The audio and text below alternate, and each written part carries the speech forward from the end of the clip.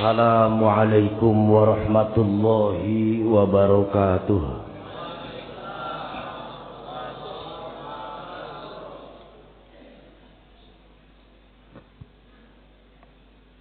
Alhamdulillahilladzi hadana lihadza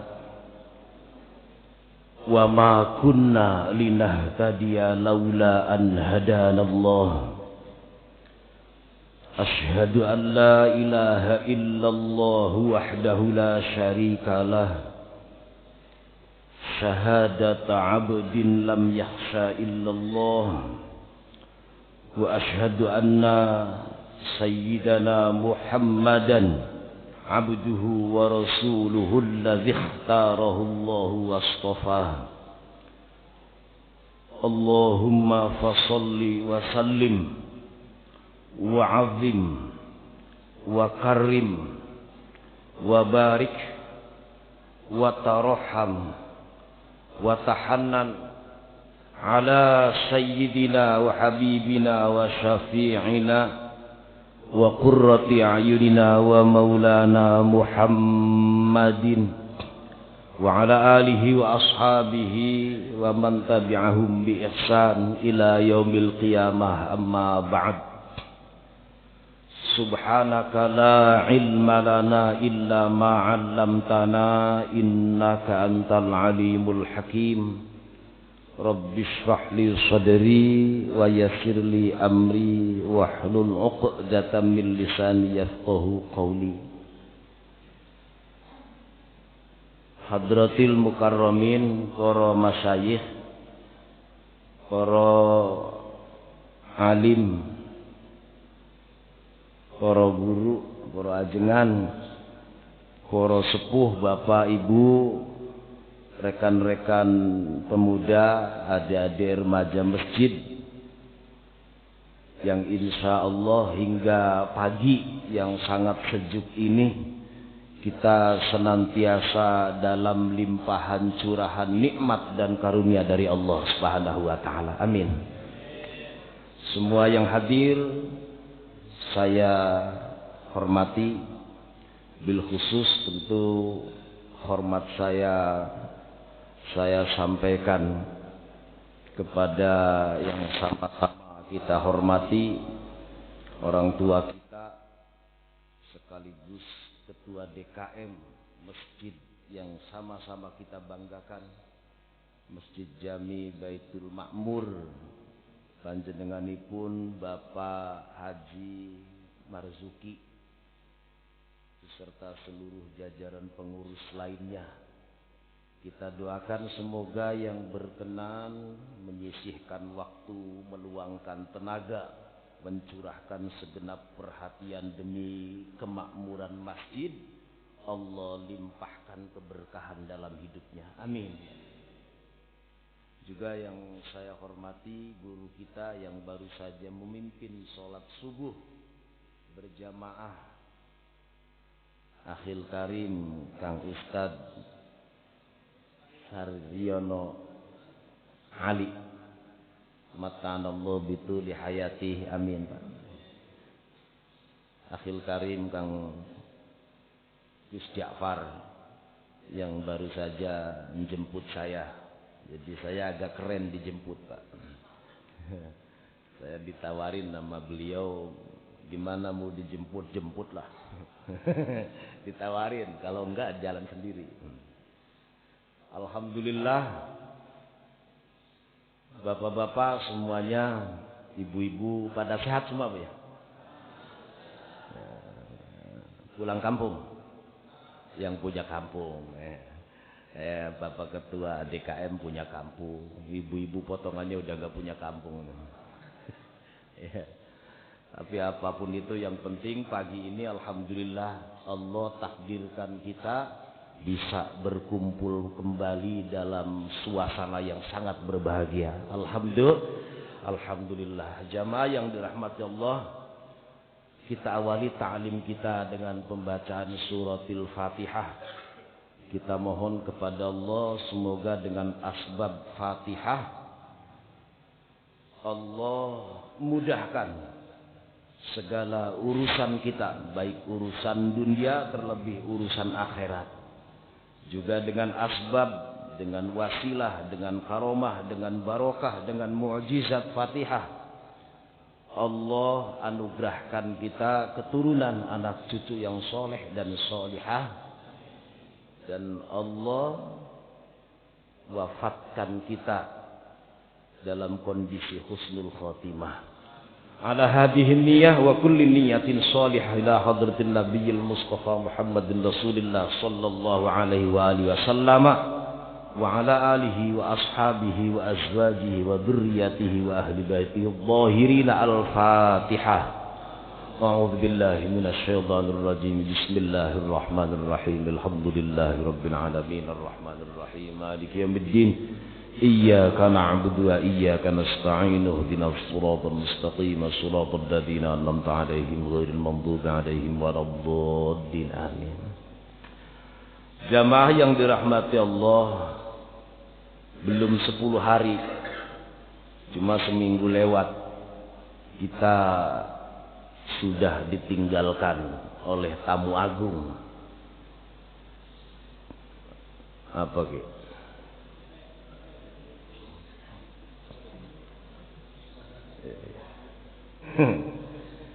Kita ditinggalkan oleh bulan. Kita berpisah setelah 1 bulan penuh bermesraan, bergumul, bercumbu dengan bulan yang penuh dengan keistimewaan. Tentu ada rasa bahagia yang tiada terkira pada saat kita bareng-bareng mengumandangkan kalimat takbir, tahmid, tahlil, tasbih. Seneng, bahasa paling sederhananya labaran, takbiran waktu itu. Seneng Bu ya takbiran Bu ya. Meskipun ada terbersit rasa senyap karena harus berpisah dengan Ramadan. Betul nggak Bu? Terus muncul pikiran, ya Allah, masih mungkinkah ketemu kembali dengan Ramadan tahun depan? Mudah-mudahan ketemu Bu. Kira-kira ketemu nggak? Yes, pokoknya amin aja. Pengennya begitu. Kalau pertanyaannya Ramadan akan kembali enggak, ya asal belum kiamat Ramadan pasti kembali dah udah. Tapi masalahnya kita sampai ke Ramadan berikutnya ini hal yang beda. Tapi tentu kita berharap, optimis kepada Allah, semoga kita ketemu dengan Ramadan tahun depan, amin. Kita semua berucap kala itu dengan kalimat taqabbalallahu minna wa minkum siyamana wa siyamakum kullu amin wa antum bi khair. Kita berharap rangkaian ibadah kita selama sebulan penuh diterima oleh Allah Subhanahu wa taala. Amin Bu. Dan kita juga berharap terus berdoa dengan kalimat wa ja'alanallahu wa iyyakum minal aidina wal faizina wal maqbulin. Ya Allah, semoga dijadikan kita semuanya ini orang-orang yang meraih kemenangan, amin, yang kembali kepada fitrahnya, amin. Apa sih fitrah? Nah ini yang akan kita bahas. Fitrah ay aslul khilqah. Ibu-ibu maknain fitrah suci. Bener gak Bu? Fitrah itu suci. Pengennya begitu. Setelah disekolahkan diri ini sebulan penuh, digodok, ditempa, dididik, digembleng, dikawah candra di mukanya bulan Ramadan, tentu begitu kelar, lepas, lulus, laksana bayi yang baru lahir, kan begitu. Nah ini aslul khilqah, fitrah. Tapi yang jelas fitrah itu aslul khilqah, asal diciptakannya manusia. tujuan diciptakannya manusia itu apa? Untuk ibadah. Dalilnya apal semua. Wa ma khalaqtul jinna wal insa illa liya'budun. Nah, untuk mempertahankan fitrahnya kita sebagai manusia, dalam kesempatan ini saya ingin menyampaikan satu ayat. Nah, kitabnya dibawa, tapi saya tutup. Yang saya baca tulisan, tapi dari kitab ini supaya gampang bacanya. A'udzu billahi minasy syaithanir rajim. Bismillahirrahmanirrahim. Wa'budullaha wa la tusyriku bihi syai'an wa bil walidaini ihsanan wa bidzil qurba wal yatama wal masakin wal jari dzil qurba wal jaril junubi was sahibi bil jambi wa ibnis sabili wa ma malakat aymanukum innallaha la yuhibbu man kana mukhtalan fakhura. Shadaqallahul azim. Wallahu a'lam bimuradih wa maqsudih. Bu, ngaji beneran ini, Bu.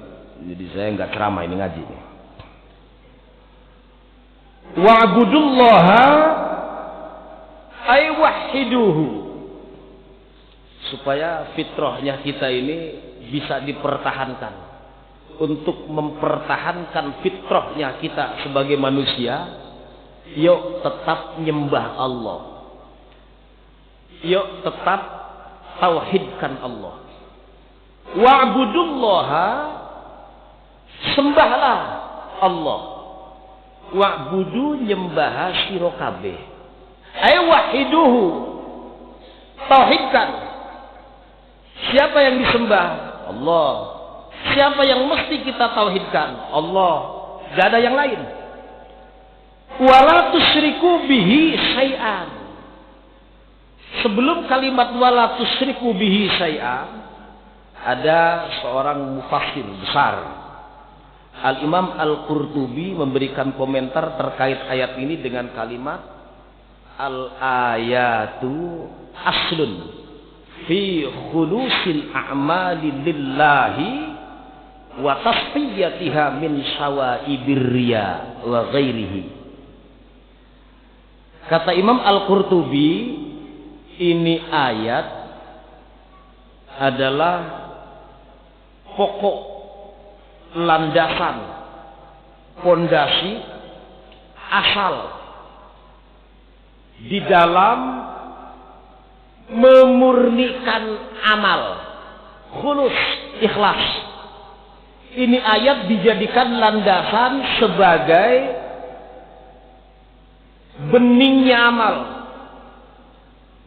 ikhlasnya perbuatan, dan membersihkannya dari bercak noda kotoran riya. Kata Imam Al-Qurtubi. Balik lagi. Wa'budullaha, sembahlah Allah. Kata Imam Jalaluddin Asyuti, beliau memberikan tafsiran dengan kalimat wahiduhu, tauhidkan Allah. Wahada yuwahidu tauhid. Suwijakan Gusti Allah, esahkan Allah. Jangan sampai nyembah Allah iya, yang lain juga disembah. Cuma melulu Allah yang kita sembah. Sebelum melanjutkan ayat ini, kita ingin mengomentari kata-kata ikhlas. Apa sih ikhlas?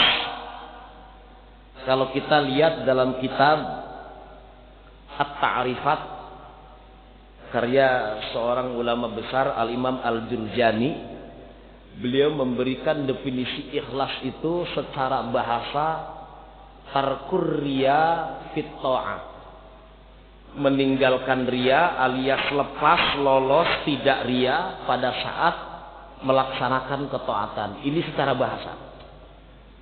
Secara istilah, ikhlas itu adalah tahlisul qalbi an sa'ibati syaubi al-mubdiri li safaiha.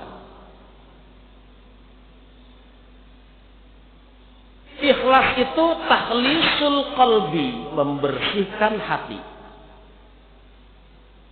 An saibatis saubi, dari bercak kotoran, reged. Al mukdiri, yang membuat keruh. Li sofaihi, karena beningnya, demi beningnya perbuatan tadi. Itu yang dimaksud. Ikhlas adalah takhlisul qalbi. Lalu prakteknya seperti apa? Contoh, ikhlas itu ujung-ujungnya jangan dipikirin. Loh, kok jangan dipikirin? Begini contohnya. Ibu datang dari rumah. Di depan ada kotak amal. Ini kotak amal yang depan aja. Jangan yang lihat keliling. Nanti Kendra nyontoinnya. Mau masukin duit. Ini ikhlas nih. Kalau ibu enggak jadi memasukkan duit karena takut dibilang ria, sudah ria. Terus bagaimana kalau dilanjutkan? Dimasukin duit itu, dilanjutkan ke kotak amal, tapi karena pengen dilihat orang, syirik. Ini ikhlas gambarannya. Al-Imam Fudail bin Iyad memberikan komentar tentang ikhlas dengan kalimat begini. Tarkul amal tidak jadi amal. Li ajlin nas, karena takut kepergok manusia, riaun, ria. Ada keliling, seret, mau masukin, Gus Japar lihat, takut saya dianggap ria. Sudah ria. Saya lanjutin, tapi pengen disebut oleh yang lihat ini saya tukang amal, syirkun, syirik. Pilih mana, Pak? Tarkul amal li ajlin nas riaun, wal amalu li ajlihim syirkun. Ayo pilih mana? Pilih, jangan dipikirin. Masukin aja. Makanya kalau sudah ngomongin ikhlas, udah, ikhlas gak ada hubungannya besar dengan kecil. Ikhlas gak ada hubungannya diumumkan dan tidak diumumkan. Ikhlas gak ada hubungannya sebut nama dan hamba Allah. Gak ada urusan. Ikhlas adalah wahdahu la syari. Sudah, jangan dipikirin. Jangan pakai alasan begini. Saya nggak mau ngamal itu belum bisa ikhlas, jadi saya nggak ngamal. Yang model begini nih nggak bakal pernah ikhlas, ngamal aja nggak pernah. Paham Pak? Udah, pokoknya yang mengikhlaskan hati kita itu Allah. Yang nata ikhlasnya hati kita adalah Allah. Ngamal saja. Sebab kata Imam Fudail bin Iyad kalimatnya, ikhlas itu tidak akan terjadi kecuali setelah masuk dalam proses amal. La yadkhulul ikhlasu illa ba'da dukhulil amal. La yahsulu, tidak akan pernah hasil. Atau la yakunu, tidak akan pernah terjadi. Al-ikhlasu, itu keikhlasan, illa, kecuali ba'da dukhuli, setelah kita masuk melaksanakan, maksudnya fil amali, dalam ngamal. Kalau nggak ngamal ya kapan ikhlasnya? Jangan sampai begitu. Sama dengan begini, Mas, kok jenengan nggak pernah sholat ke masjid sih? Saya itu nggak bisa sholat ke masjid. Kenapa? Karena nggak bisa khusyuk. Gayanya begitu tuh.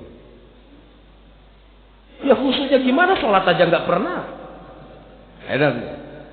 Sholat terus, jangan dipikirin khusyuk atau tidak. Sebab yang nata khusyuk kita adalah Allah. Ngamal terus, nggak penting ikhlas apa tidak. Sebab yang nata ikhlasnya hati kita adalah Allah. Itu bukan kita. Sudah, kita sudah tugasnya ngamal saja. Paham ya Pak ya? Balik lagi. Wa'budullaha wa la tusyriku bihi syai'an. Jangan pernah sekutukan Allah dengan apapun. Bahkan siapapun, kapanpun, dimanapun, sampai akhir hayat kita. Sekali la ilaha illallah, terus tetap la ilaha, jangan dirubah.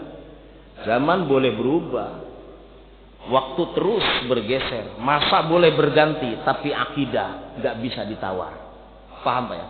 Jangan sekutukan Allah dengan satu apapun. Kalimat syai'an, ini saya baca tafsir Sawi Pak. Sengaja saya baca kitab ini, maksudnya bawa kitab. Ini ngarang apa enggak ya? Tinggal diambil kitabnya, baca. Nah, ini yang saya baca tulisan tangan. Gus Japar lihat. Saya nulis, enggak pakai ini, saya enggak bisa. Jangan tulis dulu. Yang dimaksud la tusyriku bihi syai'an, jangan sekutukan Allah dengan satu apapun. Sesuatu ini sesuatu yang tampak sekaligus juga yang tidak tampak. Maka kata tukang ngaji, syai'an ini konstruksi lafaz syai'an, tartibul kalimahnya bisa jadi maf'ul mutlak, boleh jadi maf'ul bih. Ada kalimat yahtamilu anna syai'an maf'ulun bih. Fal makna la tusyriku bihi syai'an minal asya'i sonaman al ghairahu. Jangan pernah sekutukan Allah, wahai ibu-ibu, bapak-bapak, termasuk saya, dengan apapun. Yang apapun itu yang tampak oleh mata. Contoh, berhala. Apalagi pohon besar. Apalagi gunung. Apalagi, pokoknya yang tampak lah. Ini syai'an dalam bentuk maf'ul bih. Ada lagi, syai'an ini bukan cuma yang tampak, tapi yang tidak tampak. Mana yang tidak tampak? Riya, sum'ah. Ini tidak tampak. Jangan sekutukan Allah dengan riya. Yaitu ya anggaplah pamer. Jangan sekutukan Allah dengan sum'ah. Apa sih sum'ah? Menggiring opini agar orang lain menganggap kita kayak orang hebat. Ya kalau zaman sekarang lah, apalah namanya lah, pencitraan apa namanya kira-kira. Jangan sekutukan Allah dengan apapun. Nah, kalimat ini ada pesan di balik. Ayat ini, ibu lolos dari syirik. Bapak bebas dari syirik dan bahkan tekun, soleh, ibadah. Persoalannya anak kita, Pak. Cucu kita. Sanggupkah kita membuat anak kita seperti kita? Tentu Allah takdirnya. Tapi prosesnya. Masalahnya proses. Sebab kita ini terkena kewajiban. Kita punya kewajiban untuk mendidik anak. Satu di antara kewajibannya, ajarkan anak kita akhlak. Ajarkan anak kita tauhid. Ajarkan anak kita bagaimana cara ibadah yang benar. Kalau bukan kita siapa? Guru, kiai, ustaz? Enggak. Mereka enggak kewajiban kok. Yang berkewajiban adalah kita. Bahwa kemudian anak kita yang mendidik ustaz, kiai dan seterusnya, itu kan kita titipkan. Mending kalau dititipin, kadang-kadang ngeloyor dewek kan. Ibu-ibu ya kita lah semuanya. Kalau ayam, bebek nggak pulang asar dicari, nggak pulang maghrib diubek sekampung, Pak. Tapi angger duwe anak wadon, orang balik jam 10 anteng bae itu. Amaning balikin nggak martabak karo sate. Hati-hati, Pak. Ini ada pesan agar kita mendidik anak, kenal dengan Allah, paham siapa Rasulnya, ngerti sahabat minimal khulafaur rasyidin, bukan cuma kenal artis terkenal. Coba tanya deh anak kita, Pak. Nah, siapa Tuhanmu? Allah. Siapa nabinya? Nabi Muhammad. Nabi Muhammad punya sahabat, punya yang terkenal. Khulafaur rasyidin ada berapa? 7. Ini kalau enggak itu, Pak, kita luput itu. Khulafaur rasyidin 4, jawabnya 7. Karena yang nanya juga gak ngerti, ya aja udah. Ini jangan sampai terjadi. Penting ini, Pak. Sebab ayat ini kaitannya dengan akhlak. Akhlak kepada Allah, akhlak kepada sesama. Ayat ini agak panjang. Kayaknya nggak akan selesai kalau nggak sampai jam 9. Siap, Bu? Ini belum mulai, ini baru instrumen lah gampangannya.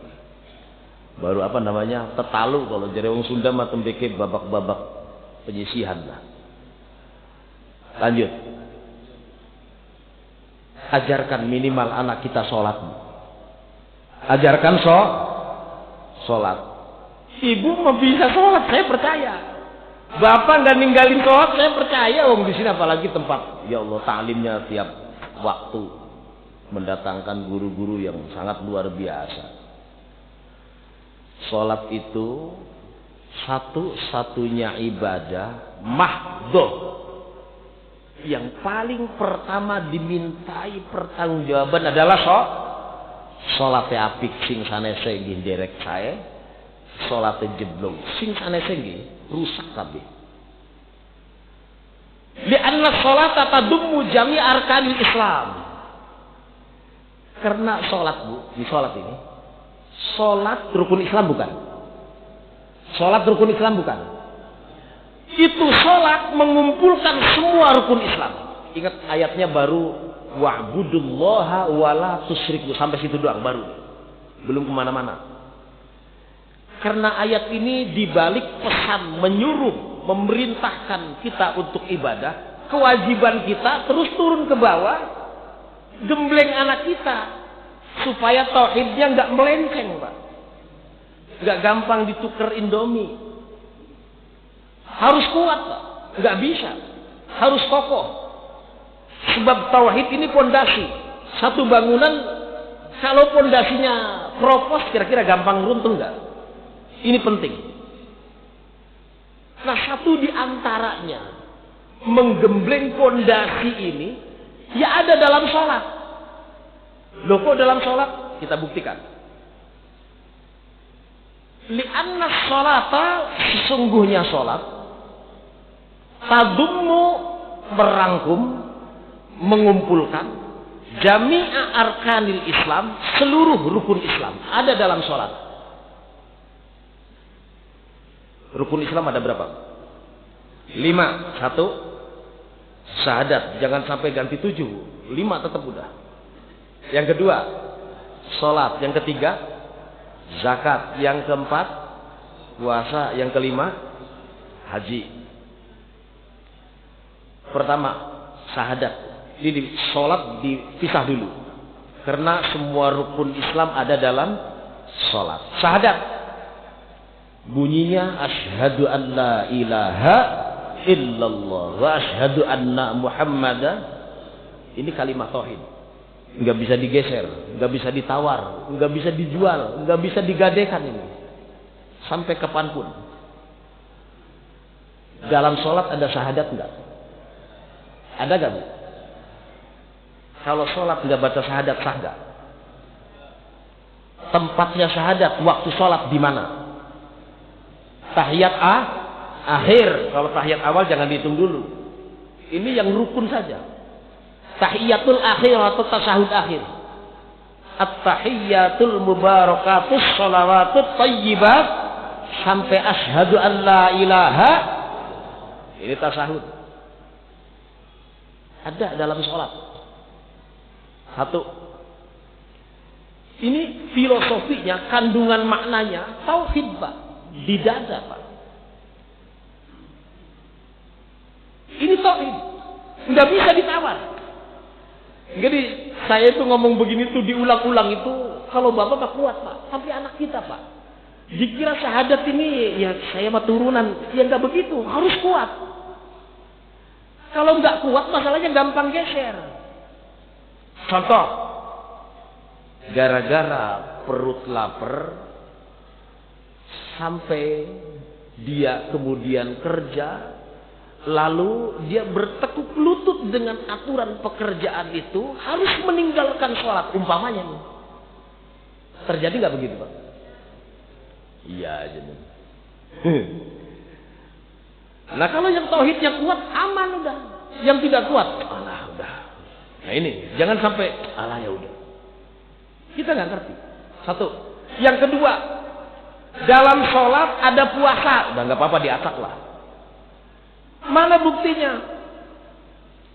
Puasa itu kan imsakun anil muhallalat, menjaga, mencegah dari perkara yang halal, apalagi yang haram. Yang halal saja dicegah, ditahan, nggak masuk, nggak dilaksanakan, tinggalin.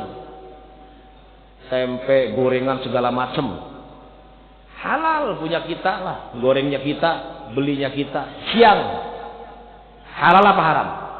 Imsak, nahan, sholat, tempe, gorengan, singkong, sebenarnya kopi, rudud. Ayo, halal apa haram? Lagi sholat. Makanya sholat itu tahrimuhat tahlilu, tahrimuhat takbiru, wa tahliluhat taslimu. Sesuatu yang halal menjadi haram setelah takbir. Yang di sholat haram menjadi halal setelah salam. Paham nggak? Ada nggak puasanya dalam sholat?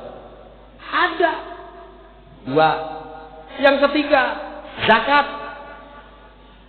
Emang zakat ada dalam sholat? Begini. Yang dimaksud zakat itu kan wal amalu inda nailil mal. Zakat itu kan prosesnya, kalau zakat yang wajib berarti kan masalahnya umpama nih, zakat fitrah beres semua. Umpama zakat mal, tepung tahun, haul, nisab pas ukurannya, kan begitu. Terus kaitannya dengan sholat, karena zakat ini pada dasarnya sodakoh, dalam sholat itu ada unsur sodakoh. Mana buktinya? Tasbih ibu, zikirnya bapak, takbirnya, semuanya itu dinilai sedekah. Itu ada unsur sedekahnya. Artinya zakat ada dalam sholat. Yang terakhir, haji ada dalam sholat. Haji berangkatnya kemana? Ke Mekah. Di Mekah yang dituju Baitul, tawaf mubengnya di sholat madepnya fawalli wajhaka satral masjidil. Ini Pak, semuanya ada dalam sholat. Maka sholat wajib kita ajarkan. 7 tahun ajarin, 10 tahun bentak, pukul kalau masih berani ninggalin, tapi dengan pukulan yang mendidik, bukan yang menyiksa. Ini sahih hadisnya Pak. Ini Pak, saya mau tanya, Bapak kalau anak kita sekolah rapotnya merah, umpama matematikanya atau bahasa Inggrisnya, kelihatan kita ini sedih Pak ya, karena takut anak kita nggak lulus, apalagi mikir ke sana lagi, kerjanya susah. Padahal yang lulus juga pada susah. Pernah nggak kita sedih anak kita belum ngerti sholat? Jawab aja jujur. Pernah nggak kita sedih anak kita belum ngerti bacaan sholat? Termasuk saya, nyantai aja. Sering gitu, apalagi sekarang di medsos itu digambarkan, ya Allah sampai.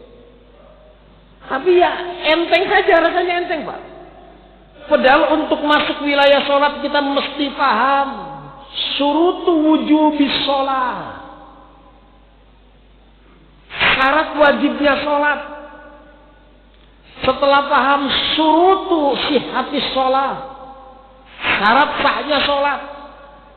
Setelah itu arkanus sholat, rukun-rukunnya sholat. Baru kemudian mubtilatus sholat, pembatalan-pembatalan yang ada dalam sholat. Praktekin sholat. Belum ngomongin hati, belum. Pernah nggak kita mikir begitu? Ini wa'budullaha wa la tusyriku. Sholat beresin dengan beresin sholat yang lain, insya Allah ikut. Sebab dalam sholat semua terkumpul di sana. Paham ya Bu ya? Dah, buru-buru paham lah pokoknya. Lanjut. Ini belum ngomongin keutamaan dan seterusnya, belum. Soal takutnya nggak keburu waktunya. Udah jam berapa Gus? Masih ada Gus? Nggak apa, langsung ngacung aja Pak kalau kelamaan, nggak apa-apa. Nggak apa-apa, jangan nanya, ngacung berhentiin, nggak apa-apa. Lanjut, wabil walidaini ihsana. Ay wa ahsinu bil walidaini ihsana. Setelah Allah memerintahkan kepada kita, sembahlah Allah, jangan sekutukan dengan apapun, berbuat baiklah kepada orang tua. Wabil walidaini ihsana ay wa ahsinu, gawe bagi sira kabeh. Bil walidaini kalawan wong tua loro, ihsanan kalawan bagus temenan. Lafzul mutlaq. Kenapa Allah tidak berfirman wabil walidaini birron, tidak juga wabil walidaini khairan, tapi wabil walidaini ihsanan? Ini tentu ada rahasia di balik itu, Pak. Karena ihsan ini makom yang tinggi, ihsan ini makom yang mulia. Ibu dengar ya, di HP sekarang gampang, Bu. Dengar cerita Uwais Al-Qarni, pernah dengar? Seorang wali besar, waliullah, hidup di masa Rasulullah tapi nggak pernah ketemu Rasulullah, tapi imannya mantap, nggak ketemu dengan Rasulullah karena dia khidmah kepada ibundanya. Saking solehnya Rasulullah pesan kepada sahabat Umar, kepada sahabat Ali, agar ketika ketemu dengannya bahkan hari dia minta doa dan istighfarnya. Saking mulianya tuh Uwais Al-Qarni. Beliau sampai akhir hayatnya nggak ketemu Rasulullah, mengabdi kepada ibunya. Ini Pak, ihsana. Dalam konteks ajaran kita ada istilah iman, Islam, apa itu ihsan? Ente nyembah Allah seakan-akan ente tahu Allah. Kalau ente nggak kenal, nggak tahu Allah, Allah pasti tahu ente. Kan begitu, artinya kan begitu. Anta'budallaha ka'annaka tarahu fa illam takun tarahu fa innahu yaraka. Ini ihsan, Pak. Ihsan itu sudah wilayahnya wilayah di dada, wilayah-wilayah akhlak, wilayah-wilayah yang nggak bisa disentuh oleh orang-orang yang cuma masuk di wilayah tataran hitam dan putih, nggak bisa. Ini ihsan. Dah, balik lagi. Maka dengan demikian Al-Imam Mutawalli As-Sa'rawi memberikan catatan terkait ayat ini. Hadhil ayatu tadullu 'alal mubalaghati fil 'ata'iz zaidi lil walidaini. Ini komentar beliau. Ini ayat menunjukkan kepada kita agar maksimal, full, total dalam memperhatikan kehidupan kedua orang tua. Mimpi ibu hidupnya berkah, berhayal bapak hidupnya sukses. Jadi apapun, sehebat apapun, sealim apapun, sundul langit elmune, nek kali tiang sepuh panjenengan sedaya umpamane nyia-nyiaken. Paham napa mboten, Pak? Bu, ibu pernah dengar keterangan dari guru-guru dari gini. Siapakah ya Rasulullah yang wajib pertama paling kita hormati? Jawabnya. Yang kedua, yang ketiga, yang keempat, hafal semuanya. Awas jangan diplesetin bapak-bapak, jangan. Biasa aja, jangan. Ini ada apa? Di balik ummuka summa abuka. Ini saya kutip, Pak, dari kitab Fathul Bari di Syarhi Shahihil Bukhari. Ada apa sih rahasianya? Saya loncat-loncat ini, kalau nggak diloncat-loncat nggak habis waktunya. Ummuka yang pertama, rahasia kenapa sih kita itu wajib, terutama ibu nih. Ibu kan lahir juga dari ibu, bapak dari ibu, enggak dari batu kan? Semua kita terlahir dari ibu. Ini. Kenapa sih? Ummuka yang pertama, bayangin. Rahasia ummuka yang pertama, ibu hamil berapa bulan? Ini yang pertama. Bayangin usia kehamilan pada saat usia mulai naik. 6, 7, 8, 9. Ibu tidurnya enaknya tegar. Miring enak, tengkurap, telentang, nggak ada enaknya, Pak. Ummuka yang pertama. Nggak ada enaknya. Sedangkan orang hamil itu dalam penjelasan minimal 6 bulan, maka ada istilah bayi prematur. Bener gak Bu? Umumnya 9 bulan 10, maksimalnya 4 tahun. Penjelasnya begitu. Tapi rata-rata ya 9 bulan 10 hari. Ini ummuka yang pertama. Ummuka yang kedua, rahasianya. Kenapa sih kita wajib hormat banget sama ibu? Lahir. Waktu melahirkan taruhannya apa Bu? Bapak-bapak so tahu nyawa aja. Waktu ibu ngelahirin, bapak itu gayanya bantuin. Tahan, tarik nafas. Kan begitu kan, pelan-pelan, lepasin lagi. So tahu. Taruhannya apa Bu? Ya Allah, nyawa. 2 Bu. Yang ketiga, setelah kandungan, kemudian melahirkan yang taruhannya nyawa, tugas ibu apa? Berapa bulan? Astagfirullah, 2 tahun Pak. Ayo, di mana enaknya Pak? Hamil 9 bulan 10 hari, brojolakan kayak apa larane di karu-karuan. Barang terus brojol terus nyusuni Pak, 2 tahun. Langkah enaknya belas wong tua wadon, yakin. Ayo. Nih, bayangin. Sekarang terang begini, rapi, tempatnya bagus. Dulu mungkin sudah ada listrik awal-awal 5 watt pakai lampu bolham yang ya Allah merah begitu kan. Bener gak Pak? Itu bayi digendong di sini di sebelah. Malam-malam jam 3 pagi pengen ganti popok karena harus dicebokin bersihin. Itu ibu berangkat ke dapur nyedok air. Terus air itu gak mungkin dingin, angkat termos, celup tangannya supaya sedeng. Kan begitu kan? Baru bener, ya bener bukan Bu? Bapaknya lagi ngapain? Bener gak Bu? Ayo dosa sama ibu, mimpi berkah. Ini ibu Pak. Ya saya lagi nggak belain ibu, memang bener kenyataan itu.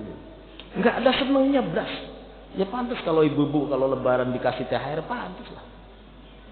Sekarang nih, kita contohnya kita aja nih. Kita katanya merantau, pulang ke Jawa, anaknya 4 dibawa semua. Ngasih sama mertua kayak orang tua 1 juta. Kelihatannya gede orang kampung Pak. Nginepnya setengah bulan. Jajannya sama mertua. Pengen balik ke Bekasi jual pitik, ngedolento. Ya Allah, leban di coba melasik orang tua. Ini Pak, rahasianya kesana. Ayo terusin dah. Setelah 3 ummuka, summa abuka, idealnya. Kemudian 4 ini ayahnya yang mendidik. Faktanya di lapangan, yang ngurusin. Pertama siapa? Yang ngajarin ngomong siapa? Bapaknya apa? Bayi sih ini Pak, mulanya aja galak kalau wadon Pak. Kualat yakin.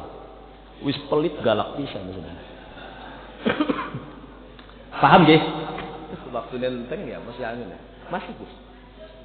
Berapa menit? Semenit. Bapak aja pengen takon Pak biasa belah langsung tutup doa baik. Bon. Pertanyaannya begini. Ibu-ibu mungkin pengen berbuat baik, bapak-bapak juga pengen berbuat baik sama kedua orang tua, tapi sayang mereka sudah nggak ada. Berbahagialah buat kita yang masih ada ibu bapak. Muncul pertanyaan, kalau sudah nggak ada gimana? Kan begitu. Enten hadis Rasulullah Muhammad sallallahu alaihi wasallam. Bainama ana jalisun inda Rasulullah sallallahu alaihi wasallam. Ing dalam sijine waktu ana utawi ingsun iku jalisun tiang kang lenggah sesarengan. Inda Rasulullah sallallahu alaihi wasallam ing dalam sandinge Rasulullah. Satu ketika kata sahabat ini lagi jagongan bareng lah jare wong anune kah, jare wong gombonge kayak. Isun lagi jagongan. Lagi duduk-duduk dengan Rasulullah. Idza'ahu rajulun minal ansar. Datang seorang sahabat dari Ansor. Faqala seraya bertanya, "Ya Rasulullah, hal baqiya alayya min birri abawayya syai'un ba'da mautihima aburruhuma bi?" Singkatnya kalau kata orang sini, "Ya Rasulullah, apa masih ada kesempatan buat saya berbuat baik kepada kedua orang tua setelah keduanya tidak ada?" Dijawab Rasulullah, "Na'am, nggih, peksianten. Masih ada kesempatan. Apa saja?" Yang pertama, sholatu alaihima. Jangan pernah berhenti berdoa untuknya. Paham ya Bu ya? Allahumma ja'al qabrahu rawdatan min riyadil wala taj'al qabrahu mala. Ya kan? Hufratan min huffarin. Doa. Yang kedua, wal istighfaru lahuma, mintakan ampun untuk keduanya. Kita diajarin, Allahumma ighfir lahu warhamhu wa'afihi wa itu Allahumma ighfir lana dzunubana wa liwalidina warhamhum kama rabbawna atau kama rabbayana. Terus apa lagi? Wa infadhu ahdihima wa ikramu shadiqihima. Lanjutkan kebiasaan baiknya. Ini salah satu Pak, salah satu bukti anak ini baik kepada orang tua. Orang tua waktu hidup senangnya sedekah, lanjutkan. Waktu hidup senangnya silaturahim, sadaqah. Itu Pak. Yang baik-baik lanjutin, yang gak baik jangan. Wa ikramu shadiqihima.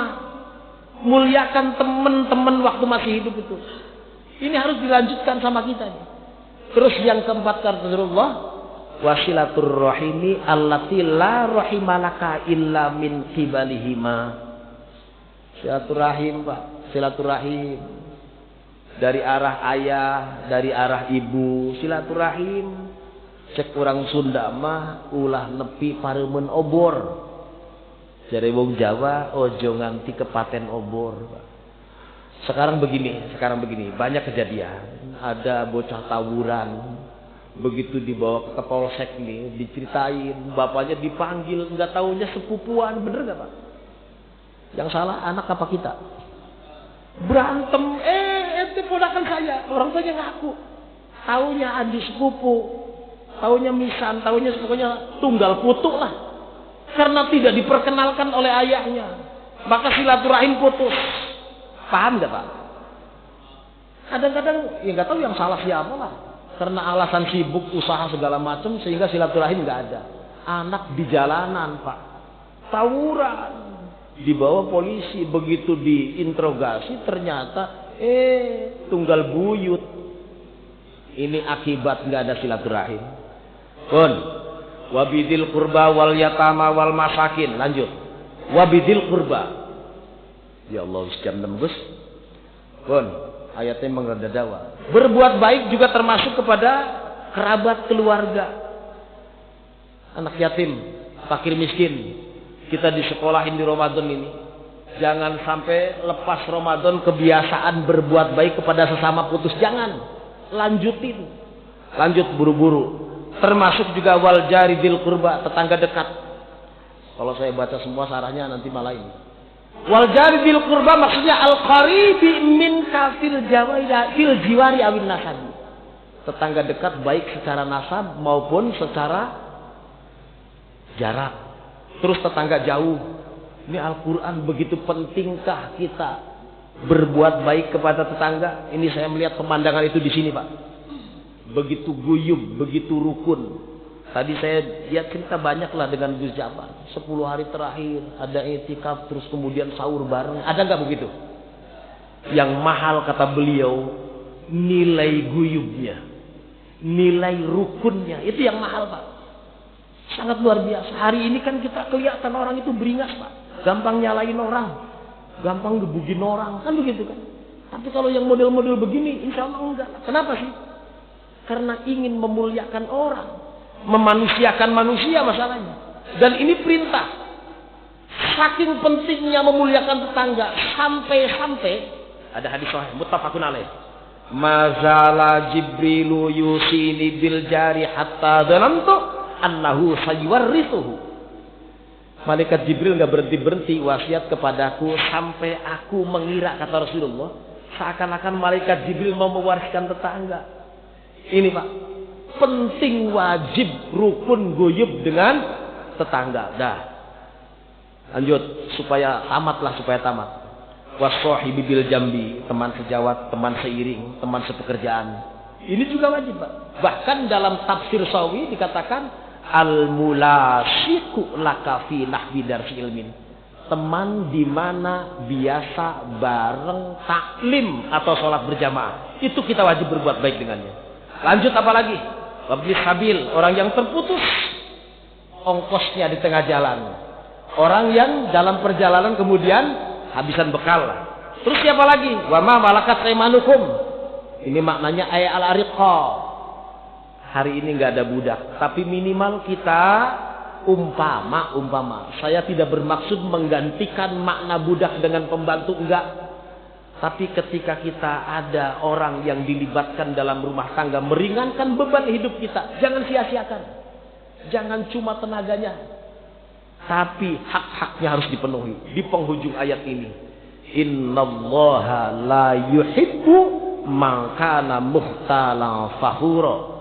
Sesungguhnya Allah la yuhibbu, enggak senang, la yuhibbu enggak suka, la yuhibbu benci man terhadap orang, anak yang keberadaan orang tersebut mutakabbiron, muhtalan ay mutakabbiron, sombong, fakhura, seneng banggain dirinya. Apa sih sombong? Bu, sombong itu batarul haq wa ghamtun nas. Ini hadis sahih. Sombong itu menolak perkara yang benar, meremehkan orang lain, merasa dirinya paling benar, paling pinter. Orang yang punya potensi sombong itu 3, Bu. Yang punya potensi. Pertama orang pinter, kedua orang kaya, ketiga orang gila. Orang pinter suka sombong nggak, Bu? Saya pinter. Gampang contohnya. Gus Ja'far datang ke saya. Sob, ini. Kamu kan ustad, katanya.